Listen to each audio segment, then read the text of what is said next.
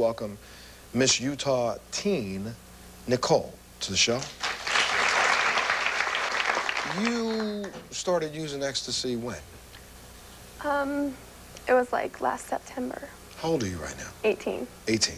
So last September, and why? What you were... Well, about a year ago, my friends started using it because, you know, it was summertime, so the summer raves start coming. They're like, in fact, it was almost exactly a year ago. They're like, Nicole, there's this really, really cool rave, you know, let's go to it. I was like, no, you know, that's not my thing, you know. They're like, come on, you know, come try ecstasy with us. We're going to try it our first time. I'm like, no, thanks. You know, that's not my thing. Go do your thing, whatever. Call me tomorrow, tell me how it goes. So they call me the next day. They're like, oh, my gosh, Nicole, it's so cool. You've got to try this and this and this. Finally, I decided to try, you know, because it was actually this guy that I met at a party. You know, my friend's like, yeah, he's really nice. She'll really like him. He's really cool.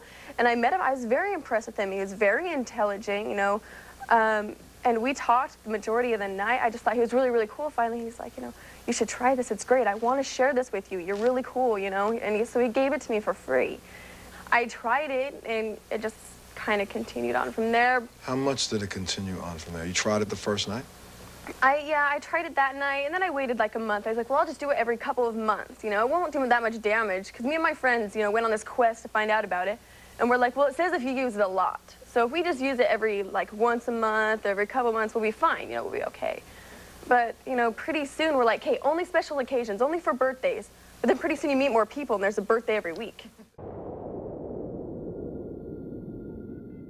I stopped into the party, and, you know, they're like, would you like anything to drink? We've got Sprite, you know, Diet Coke, whatever you want in the fridge.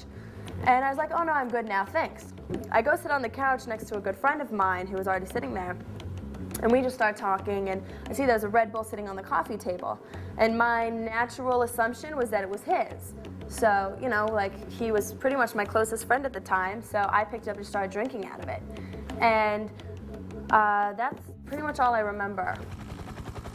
Apparently, I drank like half of the container of Red Bull, which I found out was like half full of GHB. I remember waking up from the coma, and like in an all-white room, my ears were just ringing. And I went to take like my first breath and to swallow, and I just started choking because I didn't know that I was on life support. And the life support tubes are, you know, they're big. They're not like little tubes. So it's holding my throat open. And I didn't understand what was going on at all. I had no idea. And so I started choking. And every time I would swallow, I would like choke because of the tubes were so big. So I naturally tried to like reach up and like pull whatever was in my mouth out, and realized my hands and my arms were strapped down to a table. And because during the coma, I had started like dry heaving, and you know, they had a hard time with me convulsing and everything because I had flatlined twice on the table when they were trying to get me stabilized.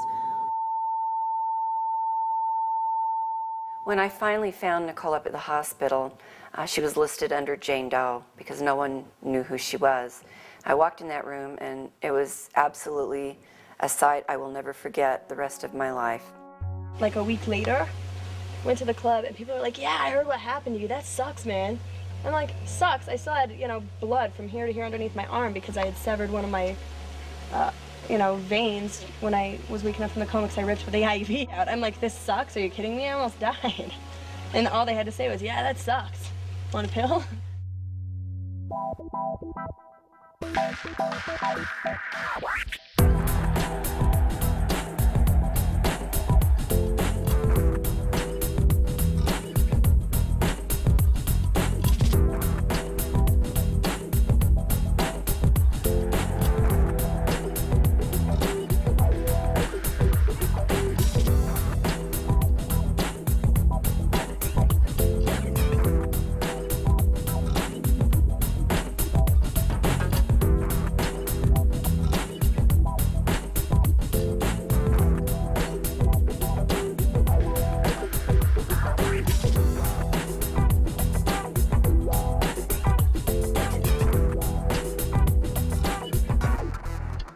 Hi, I'm Travis Pastrana, 4-time X Games gold medalist and 5-time national motocross champion. If you want to accomplish what you want to accomplish, you're not going to get it by drugs. It's not gonna work. I've seen so many guys with so much ability and talent and speed and everything. They're going to be the best in the world, and they veer off on, you know, the wrong track. And it's a tough decision. You know, some of your peers are going to go that route, and For me, I mean, I just tried to associate myself with good, positive people, people that were dreaming of the same dreams that I was. And, you know, now I'm with all my friends doing what I love to do, and, you know, the guys that went for a quick high somewhere else are not doing anything, really. Don't make the same mistakes. Get out there, set a goal, and good luck to you.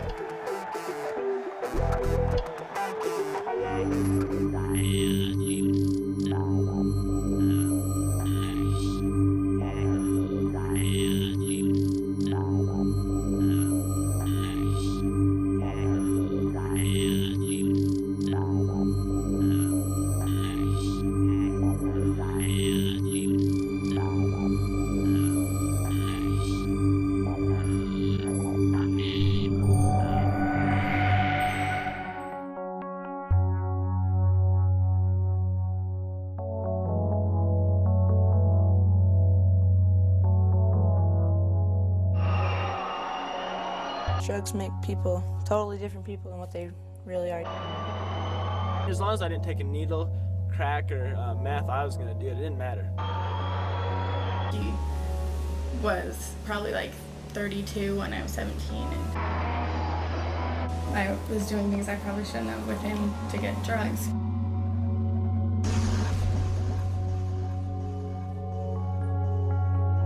You know, everybody's grown up their whole lives taking pills. We are a pill society. It can be at the grocery store, it can be in the medicine cabinet at your house, it can be at the convenience store, it can be anywhere. Me and my little brother, Sean, we started tripping. So we took 16 that night and we tripped all night long. I mean, they just started asking me. I was about 14 in 9th grade. It's like, okay, I'll stop, I promise, I won't use. And I told him I'd stopped that day, you know, just to save my butt, pretty much. I looked at him and his eyes were like going like this. I went up, I got my dad, and I'm like, Dad, come downstairs. My little brother now, he's 14, and his friends, when they're younger, they're looking up to me, and now they started because I did. We took him to Altaview Hospital. And then they gave me a choice, either stop or you have to get out of this house. Drug tested him, you know, for every drug. You know, people around me just started doing the same thing as that I did. And they couldn't figure out what was wrong with them. I was at the hospital just still lying to my dad, saying I don't know what's going on with my brother. So I took all my stuff and I left. And I moved in with the people that were cooking it and making it. He died. And they brought him back to life.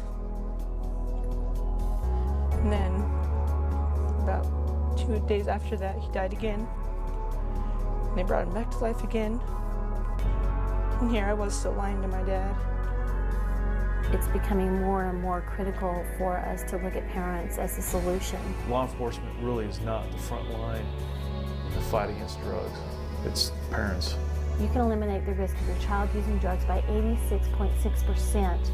I put off this like I was fine, and they didn't know. My friends, they didn't know what I was doing. They didn't know what it looked like. They didn't know. I tried forever to get caught, and I don't know how, but no one could catch me. It's too bad.